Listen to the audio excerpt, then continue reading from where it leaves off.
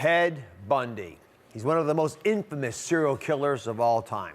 He confessed to at least 30 murders of young women, and many believe that number is much higher. Today, a woman is here who says she was raped and almost killed by Bundy, but luckily she escaped.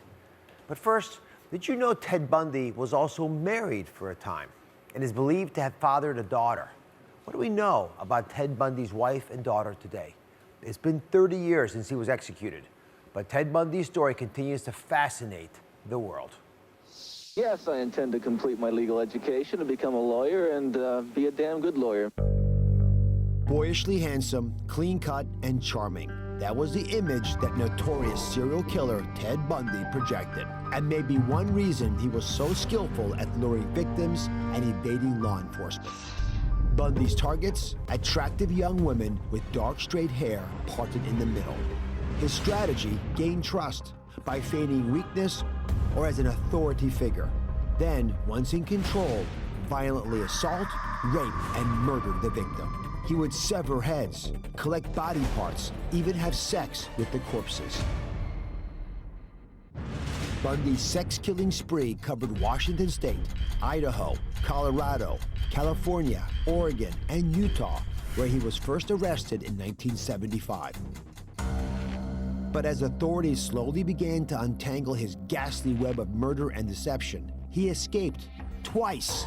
First into the Colorado mountains, then escaped a second time, making his way to Tallahassee, Florida, where he brutally assaulted 4 more women in a sorority house, leaving 2 dead. When Bundy was finally recaptured and put on trial in Miami in 1979, the whole world was watching. With cameras permitted in the courtroom, coverage was extensive, and the press and public were captivated by the intelligent, smooth-talking Bundy, who maintained his innocence and charismatic charm. A master manipulator, he led his own defense, and during the trial even married a former co-worker, Carol Ann Boone, with whom he fathered a child. But in the end, Ted Bundy died in the electric chair on January 24, 1989. Just before his execution, he confessed to at least 30 of what some believe were hundreds of murders. I'm joined by crime correspondent Melissa Moore and psychiatrist Dr. Judith Joseph. Now remember, everybody, it's been 30 years since Ted Bundy was executed. We are still here talking about him.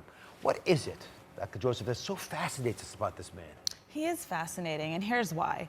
He was the first TV serial killer, and he broke the mold about what we typically thought a serial killer should look like. He was handsome, he was well-educated, he was studying to become a lawyer, and then he took it a step further. He represented himself as his own lawyer in his televised court hearings.